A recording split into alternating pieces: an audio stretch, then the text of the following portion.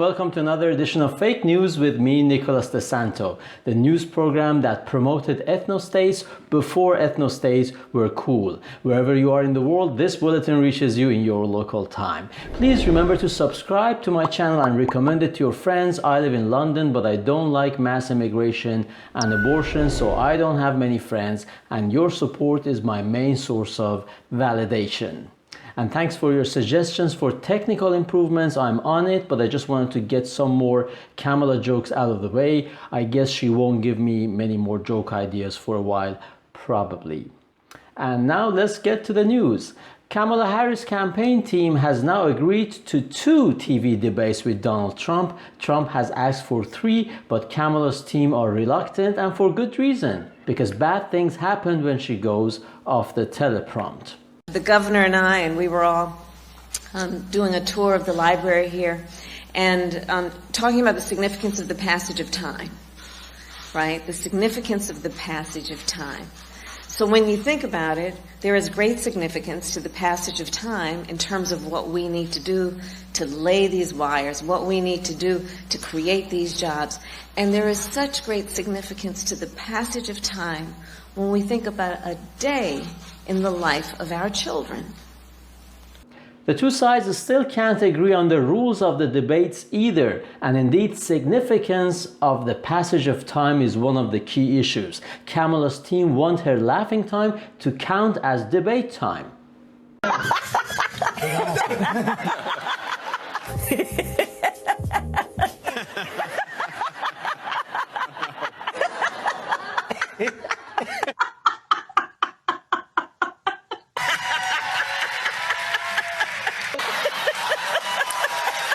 One month after throwing Joe Biden under the campaign bus and becoming the main nominee, Kamala hasn't given the media even one interview. Her team insists her strategy is to engage directly with the voters in rallies where the crowd are in no way choreographed or doctored.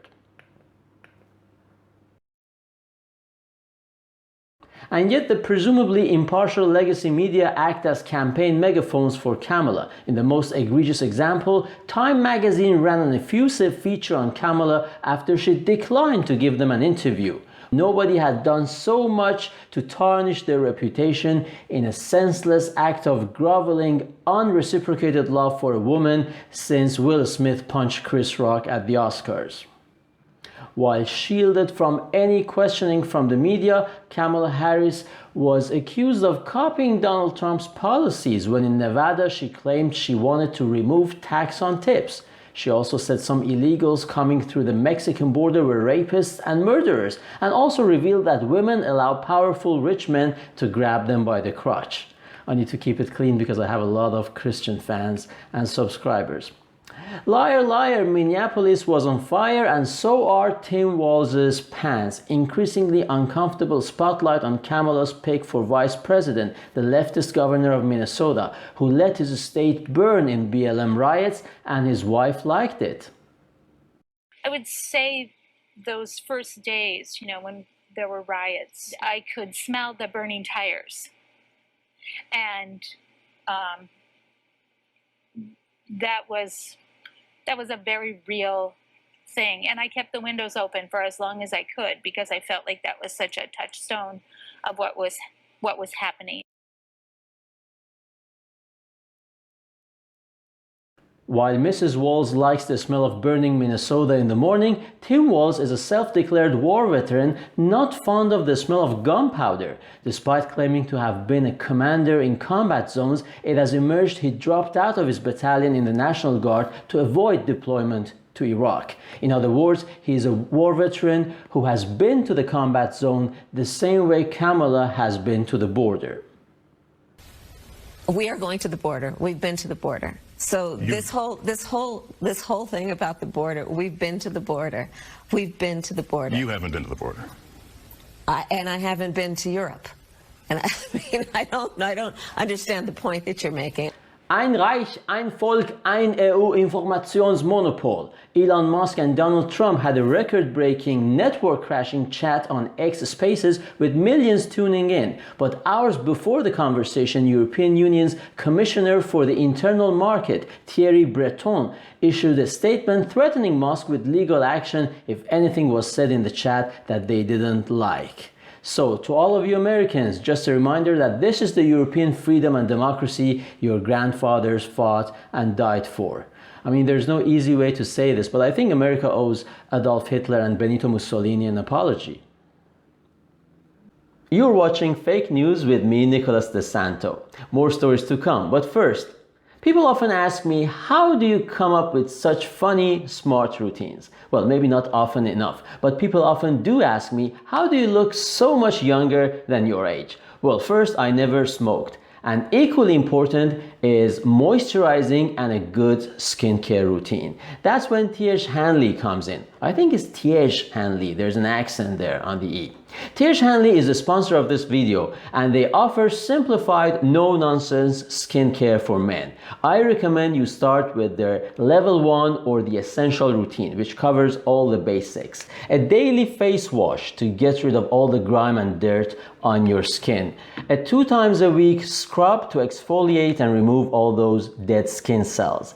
An AM moisturizer with SPF 20 because you should always be protecting your skin from the sun, and a PM moisturizer to keep your skin hydrated and healthy throughout the night. I'm more serious and a TV personality, so I also got the eye cream and the firming face serum to firm your skin. Of course, don't just take my word for it, try them for yourself, because Tiege Hanley is sponsoring this video. You can click on the link in the description to get 40% off your first skincare system and a free gift. Plus, as a member, you will get 20% off all your future purchases for life. So don't wait, click on the link to start your journey today. Tell them I sent you, and you tell them by clicking on the link tiege.com/Nicholas De Santo, link in the description. Go check them out.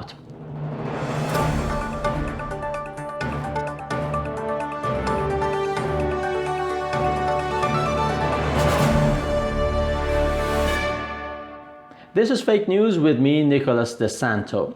Olympic Games came to a close in Paris with IOC, the International Olympic Committee chief, praising it as the first games with gender parity. However, Paris 2024 will be remembered as the Olympics where 2 gold medals in women's boxing went to these questionable women, previously disqualified both by International Boxing Federation for not being women.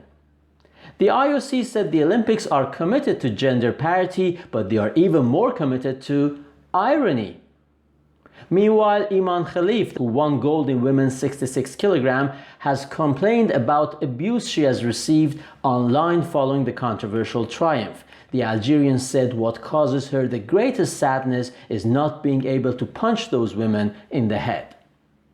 From fake women in a real sport to a real woman in a fake sport, break dance was debuted in Paris Olympics, and Rachel Gunn, a PhD in cultural studies, exposed herself to a barrage of ridicule, and not just for her pretentious and useless degree. The Australian became a target of worldwide mockery after her abysmal routine received 0 points from the judges.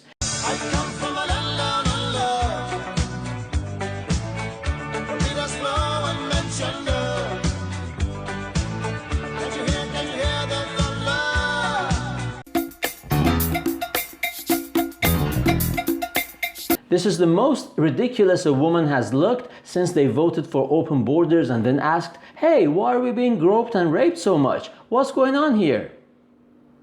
Iconic moment in athletics as Keely Hodgkinson won women's 800 meters gold ahead of all black competition.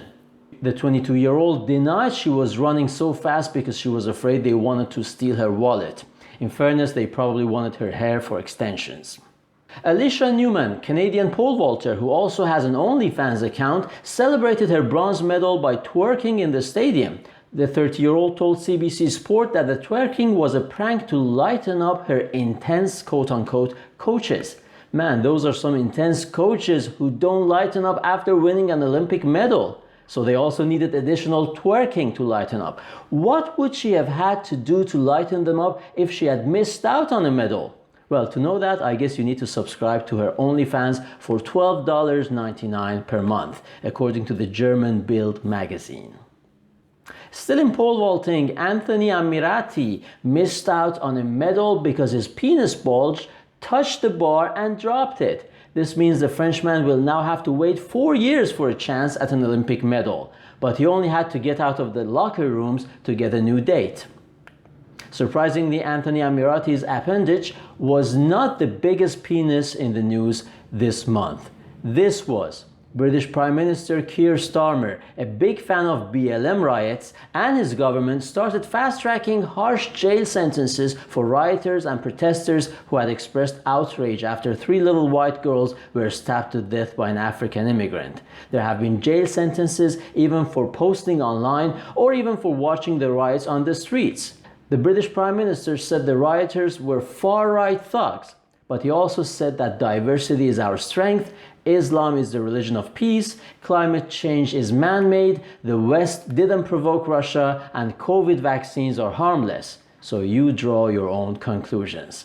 There you see them, Keir Starmer, the biggest British penis, and on the right his deputy, a female penis. By the way, fun fact for you guys, Keir in Persian language means, wait for it, penis. If you don't believe me, ask any Persian speaker around you. If you don't know any, don't worry. One gets off the boat at Dover every 25 minutes. Meanwhile, the British Crown Prosecution Service threatened people in a post on X saying, think before you post. Content that incites violence or hatred can be illegal. There you go. I mean, there's no easy way to say this, but I think at this point, Britain owes Adolf Hitler and Benito Mussolini an apology. And finally, the Muslim community in Britain was indignant because mosques were targeted by the rioters before it was revealed the killer of the 3 little girls was actually black and not a Muslim. So what does that tell you about your community's reputation when as soon as little white girls are hurt, the first thing people think about is Muslims? Is it maybe because the last time a terrorist murdered multiple English girls, it was the Manchester bombing of a concert carried out by a Muslim which killed 22 people? Or maybe because multiple inquiries revealed that thousands of underage white girls were groomed and raped by Pakistani gangs over 4 decades in Rotherham, Telford, Rochdale, Oxford, Bristol, Newcastle, Banbury, Derby, and several other English towns. You realize how Islamophobic Britain is when for the first time in 4 decades little white girls are hurt not by Muslims and people still immediately think of Muslims? Can you believe these guys? And that brings us to the end of this edition of Fake News with me, Nicholas De Santo. Thank you for watching, and until next time, please subscribe and share, and take care of yourselves.